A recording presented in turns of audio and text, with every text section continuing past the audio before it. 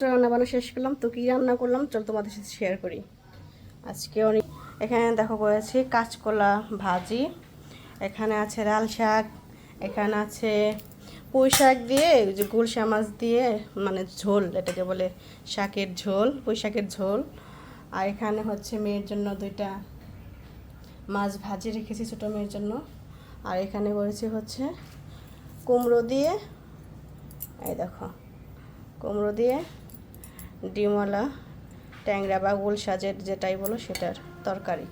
আর এখানে দেখো গতকাল সরষে ইলিশ রান্না করেছিলাম, একটু রয়ে গেছে, সকালে আমি জাল করেছি, গরম করে নিয়েছি, নয়তো নষ্ট হয়ে যাবে। আর এখানে কালকে করেছিলাম মানে সরষে ইলিশ করেছিলাম, আর হচ্ছে যে ইলিশের আলু বেগুন দিয়ে, আলু বেগুন আর কচু দিয়ে, কচুর মুখি দিয়ে তরকারি। তো এই হচ্ছে আজকে রান্নাবান্না।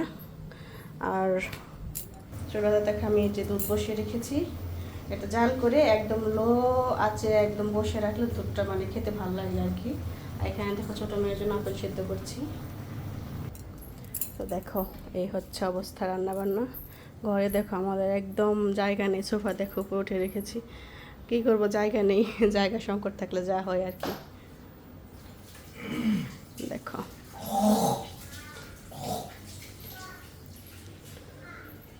তো এই হচ্ছে। তো কেমন লাগলো রান্নার ভিডিও অবশ্যই একটা কমেন্ট করে বললো।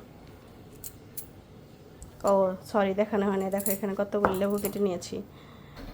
এটা হচ্ছে ডক্টর বলেছে খাওয়ার আগে গ্লাসের মধ্যে লেবু চিপে ধরো একটা বা দুইটা লেবু পুরাটা রস নিয়ে তারপর খেয়ে ফেলতে, মানে গ্লাসে এই যে ধরো হাফ গ্লাস জল নিলাম আর হচ্ছে একটা লেবু চিপে নিলাম, তারপর ভাত খাওয়ার আগে পুরোটা খেয়ে তারপর ভাত খাওয়া শুরু করতে বলছে। তো এই হচ্ছে নিয়মটা।